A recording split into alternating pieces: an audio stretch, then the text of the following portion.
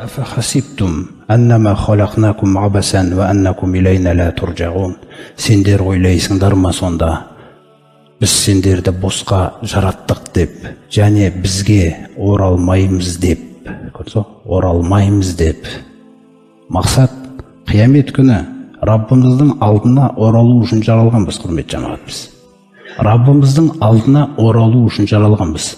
Осы мағынаны, осы ақиқат әрдайым есте тұтылу үшін Фатиха сүресіне қойып қойған Алла Тағала соны. Малики яумиддин. Сот күнінің иесіне, қараңыздар.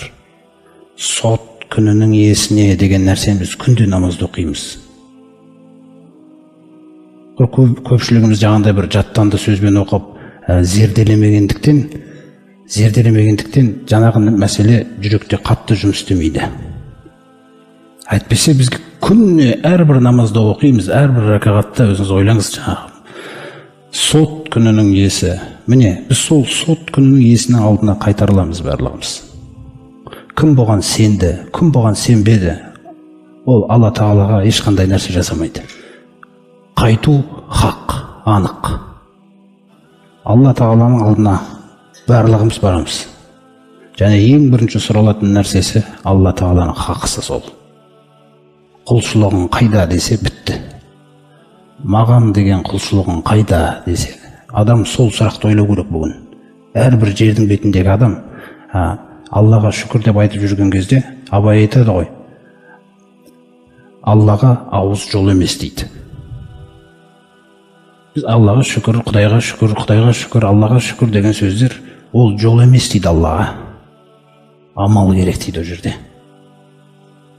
Мысалы, кеше Дәуіт пайғамбар туралы айтылды ғой. Сол Дәуіт пайғамбарды Алла Тағала бүкіл әулетін нығметтерге бөледі де, андай бір әдемі бұйрықты айтқан Дәуітке. Иғмалу я аля Дәуда шукрон. Қараңыздар, ей Дәуіттің әулеті, шүкірлікті амалмен жасаңдар дейді. Қараңыздар. Иғмалу шукрон. Шүкірлікті амалмен жасаңдар дейді. Ва қолилу мин ғибадия шакур. Құлдарымның ішінде шүкіршілдер өте аз дейді. Міне, өте аз деп жатыр да. Өте аз дейді шүкіршіл құлдар. Әрдайым шүкіршілік туралы Құранда Алла Тағала айтқан кезде ва қолилу ма яшкур. Өте аз шүкір етесіңдер. Шүкір етушілер өте аз.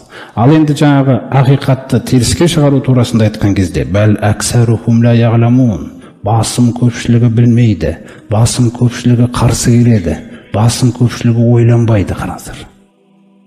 Ал шүкір ететін сан өте аз дейді.